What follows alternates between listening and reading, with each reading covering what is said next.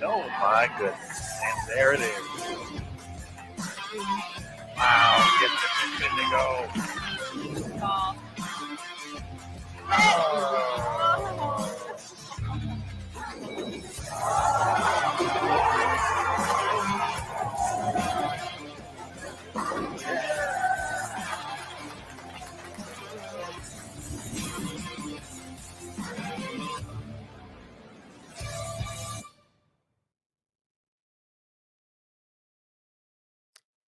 Hello again, everybody, and welcome back to Bowl TV for the pregame to the Stepladder Finals of the 2021 PWBA Louisville Open, taking place at Executive Strike and Spare in Louisville, Kentucky. My name is Aaron Smith with Bowl TV, and we are so excited to bring you this championship round.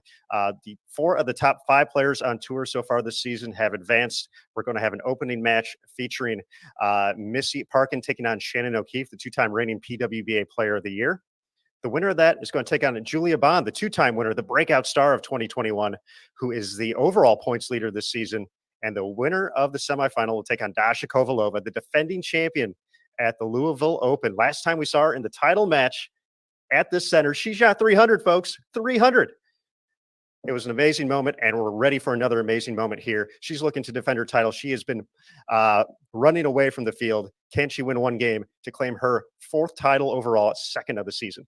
As we get ready for this pregame show, though, our players are warming up, getting ready for the festivities upcoming. We're going to bring in our team that's going to be calling the action. You guys are in it for a treat. We're going to have Dave Lamont and the Hall of Famer Carolyn Doran-Ballard bringing you the action throughout the course of this Stepladder Finals. We're going to have some giveaways as well, exclusively on Bowl TV, folks, so be sure to sign up. But let's meet the crew here. Let's bring in Dave Lamont first. Dave, Aaron, how are you? Back. Yeah, I'm very happy to be here. So what is Dasha going to do for an encore? You can't, I mean, can she do this again? Would be an absolute miracle. It would have to be the first time anyone's ever done that. But that's asking a lot, obviously. But you mentioned the people in the stepladder. Look at the people who didn't make it, who could have. Liz Johnson, who was the runner-up last year, was in the top 12. Kelly Kulik, who looks like she's on good form again. Liz Culkin, Brianna Clemmer. These are people we've all seen so far this summer on Bowl TV and in the spring. Danielle McEwen making a move down. Diana Zavjalova. I mean, it was a stacked group out of 73. I think the thing I'm looking for, and I'm dying to hear what Carolyn has to say about this, is Missy Parkin has been so close to getting back to winning. And we talked about that at the Queens. We talked about it a couple other times. When is she going to break through? And look, she's in the first match. She has to take on Shannon O'Keefe. It's going to be tough just to win that one. But I think that's as big a story to me is when is Missy going to break through? Because she has had a solid season so far in every aspect except getting a W.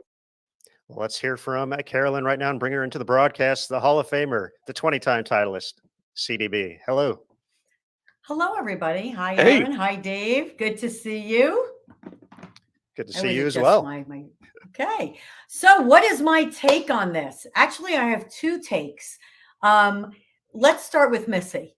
First of all, you're not in the top 4 in point or top 5 in points if you're not consistent, doing the right things, and again, constantly knocking on the door. And Missy has always been a fierce competitor. There's something that's just keeping her from breaking through. And what I mean by that is, I think once she opens that door, I think it's going to continue to go. And I do think at this point, when you're making 4 shows and still not quite getting to where you want to be, you do tend to put a little bit of pressure on yourself. You don't try to, but that little voice is still in the back saying, oh, okay, come on, is it going to be my week? And I think she has truly put that in perspective and puts that at bay. Yet I do think there is a little bit of pressure, and I think she needs to continue to just keep doing what she's doing, and things will start to go her way. On the other hand, she's bowling Shannon O'Keefe. Now, there's a couple of things. Shannon, of course, has always been known as the one. She's the one you want to jet after. She's the one at the top. She's the one that's always going to get on the lanes, throw the shot when she needs it. Now, if you've seen the last few shows Shannon has been on, though, she's had a little trouble adjusting to the lanes. She's getting up. She has not made the quality shots. And this would be in Shannon O'Keefe's own voice, not the quality shots that we have seen out of a Shannon O'Keefe. Now, why do we think that's occurring? I think there's a few things going on. Shannon now is in her 40s. There is a big array of young talent coming out on tour that hooks the ball and has a higher rev rate than we've seen in the last 5 years. So things are changing, the lanes change, transition is quicker. So I think you're starting to see some of these bowlers deal with other issues besides just getting up and throwing a shot. You know, I hadn't even thought about that. And you talk about the youth. There's Julia Bond in the number 2 position, who the reigning USBC Queen's champion, the points leader for Player of the Year. Carolyn, what has been her secret to her successes so far this season? Julia Bond's success is just the way she talks, just the way she bowls. We had her on our Kicking Back podcast last week, and this is how she put it. I do me. I am simple. Point A to point B. It's simple. I practice on the off time, keeping it simple. I want to repeat. And if I do those things to the best of my ability, I will be in the winner's circle. You cannot keep it any more simple than that. She doesn't put any extra pressure on herself. And as a matter of fact, Dave, you brought up a great point. Again, these girls are in the top 5 in points. Julia's one of the hottest bowlers right now. She's comfortable with all the decisions she's making. She's comfortable with her equipment. She's comfortable with the way she's throwing it. And her mental game is at its top right now. Aaron, let's see. Keep it simple. Just do you. Does that sound like somebody who's sitting in with us right now? Her formula for success? That sounds just like the way Carolyn's game is. I would think so. well, in my day, but I'm serious. You did. And you still do. That's what I thought of when you were talking about her. I thought, geez, we could be talking about you in that same vein, because that's what you were known for. That and your tenacity and the ability to call up a big shot when you needed it. And we haven't even mentioned our overall leader, Carolyn. Let's talk for a second about the old cliche about horses for courses. So Dasha goes through Executive Bowl and kills it last year, throws the 300 to win it all, and now here she is again. And again, in a city that loves its horse racing in Louisville, she has just secretariated her way through qualifying anyway.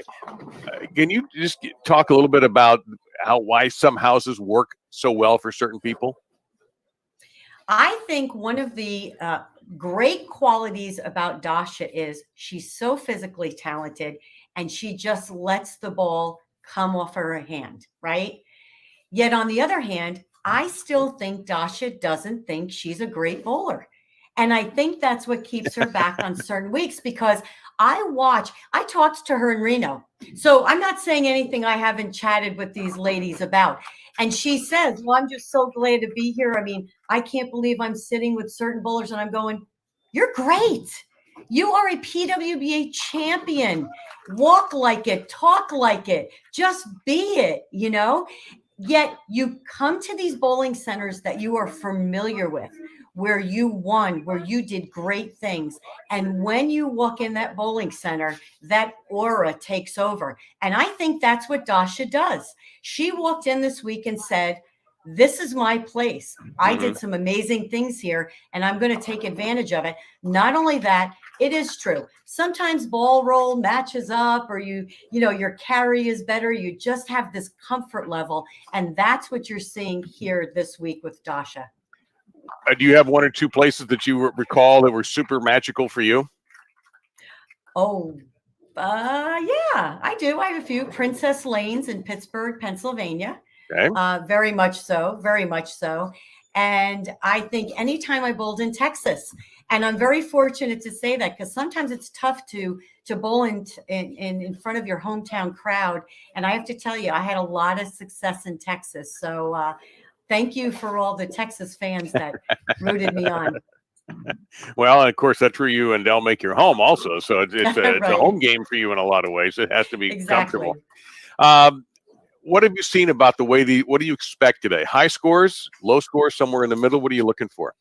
You know, I always make a joke. I say to Dell, why didn't I bowl this week? Because the cut was a little bit lower. I bowl when the cut's 200 over.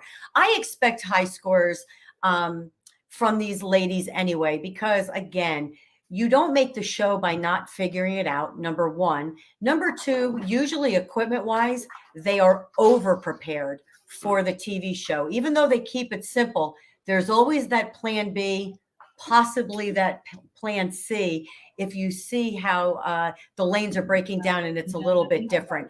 I also think you are seeing 4 ladies who are right now, I mean, at the top of their game. Again, they wouldn't be in the top 5 if they weren't. And I mean, in points and in standings. So I think we are going to see some good shot making. What I'm looking for, Dave, though, is if you've seen over the last few weeks, one lane has been the deciding factor in the matches.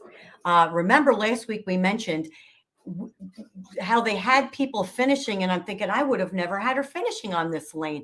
So I think the person that makes the quickest adjustment on the lane that's transitioning quickly will be the winner. I think it's just about time, Aaron, to get going on this. Our opening match is a spectacular one. You've got major champions going at each other. They're lined up right next to each other right now. Shannon O'Keefe on the right and Missy Parkin on the left. That's right, folks. So for everyone watching on Facebook and YouTube, we appreciate you stopping by for the pregame show. It is time to head over to bowltv.com right now. Pick up your subscription, watch, and once again, the giveaways. We're giving away 3 bowling balls today, so you have to do that on bowltv.com. If you're on bowltv.com, thank you. We're ready to go. We'll be back in just a moment for the start of the Stepladder Finals at the Louisville Open.